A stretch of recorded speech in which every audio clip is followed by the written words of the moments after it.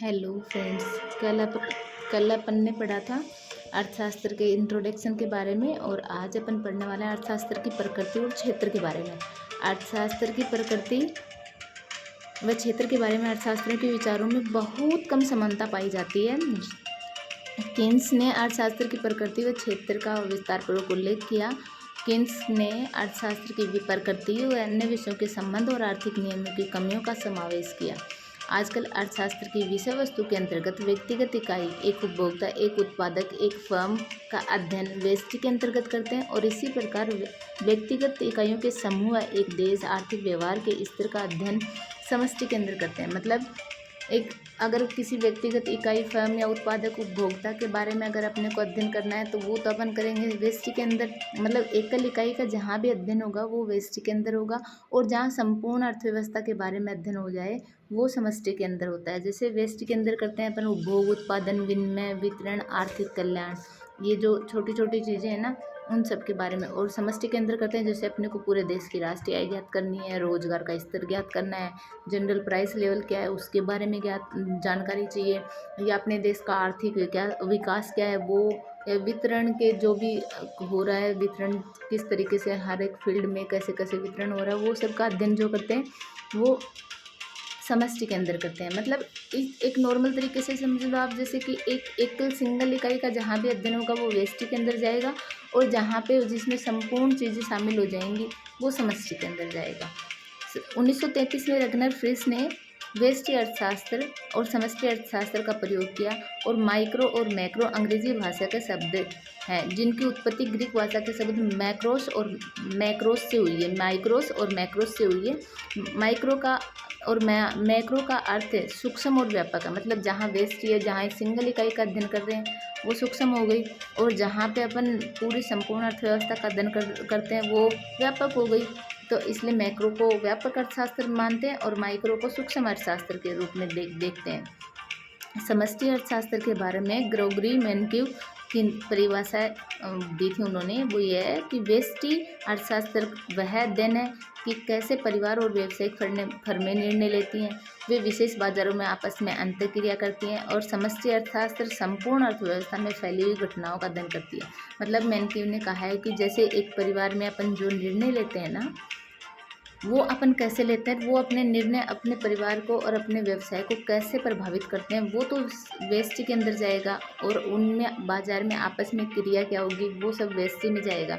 और अगर वहीं पे संपूर्ण देश की अर्थव्यवस्था जो है वो संपूर्ण अर्थव्यवस्था जो फैली हुई है, और उसके अंदर जो जो घटनाएं होती है, मतलब पूरे पूरे अगर पूरे इंडिया की देखें अपन, पूरे इंडिया में कौन कौन सी घटनाएं हो रही हैं, अर्थव्यवस्था के अंदर क्या क्या हो रहा है, वो उन सारी चीज़ों का अगर अपन अध्ययन करने की कोशिश करें ना तो वो समष्टि के अंदर जाएगा। ये मेनकिव ने परिभाषा दी थी कि परिवार और व्यावसायिक फर्में जो निर्णय लेती है उनमें आपस में अंतर्क्रिया होती है वो व्यष्टि है, और संपूर्ण अर्थव्यवस्था में जो घटनाएं हैं वो समष्टि के अंदर आएगा।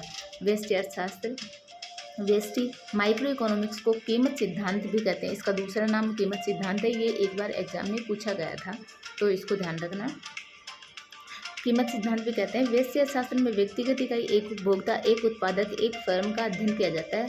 अध्ययन कीमत को ध्यान में रखकर किया जाता है। जैसे एक उपभोक्ता द्वारा एक निश्चित कीमत व आमदनी की स्थिति में उसकी संतुष्टि को अधिकतम नहीं करना है, इसी प्रकार एक उत्पादक द्वारा एक वस्तु या सेवा की निश्चित कीमत स्थिति में उसके उत्पादन को अधिकतम करना चाहता है। मतलब अपन जो निर्णय लेते हैं ना सिंगल इकाई के रूप में कि एक वस्तु या सेवा की जो निश्चित कीमत है उसके ऊपर अपन सोचते हैं कि अपना यार उत्पादन बहुत ज़्यादा हो जाए, तो उसके लिए जो अपन उसको अधिकतम करने के लिए जो निर्णय लेते हैं ना वो व्यष्टि के अंदर है। इसी प्रकार एक फर्म द्वारा अथवा समान फर्मों के समूह उद्योग में निश्चित कीमत पर लाभ व उत्पादन को अधिकतम करना चाहते हैं, क्योंकि व्यष्टि के अंदर क्या है कि सिंगल का यूज हो रहा है ना, तो एक फर्म या फिर उन फर्मों का कुछ 5-7 फर्मों का जो समूह है वो ये सोचता है कि इस कीमत पे अपने को लाभ अधिकतम हो जाए। ये सारी चीज़ें व्यष्टि के अंदर देखी जाती हैं। इन सभी व्यक्तिगत इकाइयों का अध्ययन कीमत को ध्यान में रखकर, मतलब ये सब क्या है कि कीमत को ध्यान में रख के करेंगे, इसीलिए तो व्यष्टि को कीमत सिद्धांत दूसरा नाम दिया है। ये सब कीमत को ध्यान में रख के करेंगे, और सभी व्यक्तिगत इकाइयाँ कीमत को ध्यान में रखकर किया जाता है। वितरण के सिद्धांत के अंतर्गत भी साधनों को कीमत में ध्यान में रखकर ही अध्ययन किया जाता है, जैसे श्रम कीमत, मजदूरी, पूंजी के उपयोग की कीमत, ब्याज, भूमि। जैसे ये उत्पादन के साधन है ना, श्रम, पूंजी, लगान, और भूमि, ये सब उत्पादन के साधन है। इनको जो भी इनकी जो भी मजदूरी में, जैसे श्रम को मजदूरी मिलती है, पूंजी को ब्याज मिलता है, भूमि को लगान मिलता है, ये सब चीज़ें क्या है, ये वितरण के जो भी साधन है ना, इन सबको भी कीमत को ध्यान में रख के ही इनका यूज हो रहा है। इसमें उपयोग, कीमत, लगान, उद्यमिता के उपयोग की कीमत, लाभ इत्यादि साधनों की कीमत के साधनों के प्रतिफलों के रूप में रखकर, मतलब ये जो भी उत्पादन के साधन है, इनको जो प्रतिफल मिल रहा है ना, मतलब जैसे श्रम को मजदूरी मिल रही है वो उसका प्रतिफल है, पूंजी को ब्याज मिल रहा है वो उसका प्रतिफल है, भूमि को लगान मिल रहा है वो उसका प्रतिफल है, और जो उद्यमी है उसको लाभ मिल रहा है वो उसके लिए उसका प्रतिफल वो है। तो इन सब का जो अध्ययन किया जाता है ना, वो सब इन कीमत को ध्यान में रख के ही किया जाता है कि इनके वितरण के साधनों को कैसे कैसे यूज किया जाए, कि कीमत अपनी क्या रखें कि उससे अपने को अधिकतम लाभ हो। ये व्यष्टि के अंदर देखा जाता है। व्यष्टि अर्थशास्त्र में व्यक्तिगत इकाई का आंशिक और कुल व्यष्टिगत अर्थशास्त्रियों का अध्ययन होता है। मतलब व्यष्टि के अंदर जो माइक्रो पार्शियल और कुल व्यक्तिगत, मतलब माइक्रो के अंदर टोटल जो व्यक्तिगत आंशिक रूप से जो भी है ना व्यक्ति इकाई, उन सब का अध्ययन किया जाता है। कीमत को परिवर्तनशील व अन्य कारकों जैसे उपभोक्ता की आय इत्यादि को, मतलब वेस्टी के अंदर क्या है कि सिर्फ कीमत में चेंज को देखा जाता है, कीमत में क्या क्या परिवर्तन हो सकता है उनको देखा जाता है, और सारी चीज़ें जैसे कि एक उपभोक्ता या कोई फर्म उसकी आय क्या होगी उसको स्थिर माना जाता है इसमें। इसलिए अध्ययन को आंशिक, इसलिए इसके अध्ययन को आंशिक अध्ययन कहा जाता है। किंतु जब सभी कारकों को परिवर्तनशील होते हैं तो कुल व्यष्टिगत अध्ययन, और जब एक मतलब एक कीमत को परिवर्तनशील मान के फिर अगर उपभोक्ता की आय को स्थिर माना जाता है तो उसका अध्ययन किया जाता है, वो तो आंशिक अध्ययन में आ जाएगा। और जैसे सारे जो कारक हैं उनको परिवर्तनशील मान लिया तो उसको व्यष्टिगत कुल कुल कुल अध्ययन के अंदर, व्यष्टिगत अध्ययन के अंदर चला जाएगा, माइक्रो टोटल के अंदर। व्यक्तिगत अर्थशास्त्रियों का अध्ययन जब कीमत इत्यादि आर्थिक चरों को स्थिर मानकर होता है तो उसे व्यष्टिगत स्थिति कहते हैं। और इसी प्रकार जब दो स्थिर अवस्थाओं की तुलना करें, जैसे मतलब एक सिर्फ कीमत को देखा कि कीमत यहाँ से यहाँ बढ़ गई, तो कीमत के एक पर्टिकुलर पॉइंट पे जैसे 10 रुपये की कीमत के ऊपर इस शेयर की क्या वैल्यू, उसको अगर देखते तो वो व्यष्टि स्थितिक हो गई। मतलब एक पॉइंट पे जो भी चीज़ हो रही है ना उसको व्यष्टि स्थितिक हो गई। और दूसरा क्या है कि जैसे दो पॉइंट है, एक कीमत अगर 10 है और दूसरी कीमत अगर 15 हो गई, तो इन दोनों के बीच में जो जो तुलना करनी है ना उसको व्यष्टि तुलनात्मक अध्ययन कहते हैं। आर्थिक चरों को निरंतर गतिशील अवस्था में मानकर, मतलब दो जो चर है ना उनमें उनके बीच में दूरी जो भी, जैसे 10 रुपये की कीमत में 15 रुपये की कीमत तक पहुंचने में कितना क्या टाइम लगा, कितना क्या उसकी वैल्यू इंक्रीज हुई, उन सब का जब उस पीरियड ऑफ टाइम का अध्ययन किया जाता है ना उसको व्यष्टिक प्रावेगिक अध्ययन कहलाता है। अब दूसरा क्या है, समष्टि अर्थशास्त्र में अध्ययन व्यापक और समग्र स्तरों के संदर्भ में किया जाता है, मतलब पूरी अर्थव्यवस्था का अध्ययन किया जाता है। समष्टि अर्थशास्त्र के अंदर राष्ट्रीय आय के स्तर, रोजगार के स्तर, देश में बचत का स्तर, देश में विनियोग का स्तर, सामान्य कीमत स्तर, आर्थिक वृद्धि, आर्थिक विकास का उतार चढ़ाव का इत्यादि, मतलब इसमें एक पूरी समग्र अर्थव्यवस्था का अध्ययन किया जाता है कि आर्थिक वृद्धि क्या है, अपनी राष्ट्रीय आय क्या है, रोजगार, पूरे देश में रोजगार क्या है, पूरे देश की बचत क्या है, पूरे देश में निवेश का स्तर क्या है, उन सब का अध्ययन किया जाता है। व्यापक समग्र स्तरों के संदर्भ में किया जाता है। समष्टि अर्थशास्त्र को सामान्य आय व रोजगार, इसको सामान्य आय और रोजगार का सिद्धांत कहते हैं क्योंकि इसमें पूरे सामान्य तौर पे पूरे देश की अर्थव्यवस्था के रूप में अध्ययन किया जाता है, इसलिए इसको सामान्य रोजगार का सिद्धांत कहा जाता है। समष्टि अर्थशास्त्र से संबंधित जॉन मेनार्ड किन्स ने अपनी पुस्तक 1936 में दी थी। ये पुस्तक बहुत बार पूछी जाती है, general theory of employment, interest and money पुस्तक प्रकाशित हुई। इसके बाद समष्टि अर्थशास्त्र सिद्धांत अधिक वैज्ञानिक तरीके से विकसित हुई, मतलब इस पुस्तक के बाद में समष्टि का और ज़्यादा वैज्ञानिक तौर पे विकास हो देखा गया था।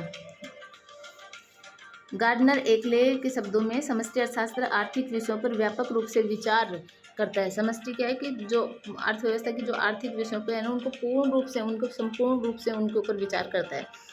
समष्टि अर्थशास्त्र का संबंध आर्थिक जीवन के पूरे विस्तार के सभी दिशाओं से होता है। ये समष्टि व्यक्तिगत अंगों के कार्यों की विमाओं की बजाय आर्थिक अनुभव में हाथी के संपूर्ण आकार, मतलब ये नहीं देखता कि हाथी के पैर की क्या वैल्यू है, सर की क्या है, सूंड की क्या है, पूंछ की क्या है, वो नहीं देखता। ये देखता संपूर्ण हाथी के ऊपर अवलोकन करती है। तो इसलिए इसमें एक व्यक्तिगत चीज़ को नहीं देखा जाता, पूरी अर्थव्यवस्था को देखा जाता है। पूरे व्यापक रूप से उसका अध्ययन करता है। समष्टि अर्थशास्त्र में एक कारक के आधार पर समष्टि आंशिक अध्ययन किया जाता है, और किंतु अगर सभी कारकों को परिवर्तनशील मानते हैं समष्टि कुल व्यापक हो जाए। मतलब इसमें भी जैसे ये कि अगर एक कारक के रूप में जैसे रोजगार के सिद्धांत पे बात करनी है तो ये एक पर्टिकुलर कारक हो गया, अगर पूरे का अध्ययन करेंगे तो समष्टि का कुल कारक हो गया। तो इसलिए ये हो जाएगा। समष्टि कुल के अंतर्गत राष्ट्रीय आय के स्तर, रोजगार के स्तर, बचत के स्तर, विनियोग के स्तर, सामान्य कीमत स्तर, आर्थिक वृद्धि, विकास के उतार चढ़ाव इत्यादि का अध्ययन होता है। समष्टि अर्थशास्त्रीय अध्ययन की स्थिर अवस्था में समष्टि स्थितिगत, मतलब इसमें अगर स्थिर अवस्था के रूप में अध्ययन करेंगे तो वो समष्टि स्थितिक अध्ययन कहलाएगा। और जब दो स्थिर अवस्थाओं की तुलना करनी होगी कि यहाँ से यहाँ पहुँचने में कितना क्या टाइम लगा, तो उनको समष्टि तुलनात्मक अध्ययन कहलाएगा। और ये गतिशील अवस्था में किया जाने वाला अध्ययन समष्टि प्रावेगिक, और ये जब ये गतिशील अवस्था में देखेंगे कि यहाँ से यहाँ इस पीरियड ऑफ टाइम में क्या क्या उतार चढ़ाव है, उसको प्रावेगिक में गए। जब दो की तुलना करनी हो तो तुलनात्मक हो जाएगा। जब उस पीरियड ऑफ टाइम की पूरे की तुलना करनी हो कि उस पूरे पीरियड ऑफ टाइम की करनी हो कि यहाँ से यहाँ तक जाने में क्या क्या प्रोग्रेस हुई है, उसको प्रावेगिक में लेते हैं। और एक पॉइंट पे अध्ययन करते हैं, वो स्थितिक हो जाएगा। ये तीनों में अंतर है। स्थितिक पॉइंट पे, तुलनात्मक दो पॉइंट की तुलना करनी हो, प्रावेगिक उस पीरियड की अध्ययन करना हो तो वो प्रावेगिक में जाएगा। इस तरह से समष्टि और व्यष्टि हो गया। ठीक है, ये आपके सभी एग्जाम में काम आएगी जहाँ इकोनॉमिक्स आती है। तो आपको पसंद आ रही है तो लाइक करना, सब्सक्राइब करना, शेयर करना। और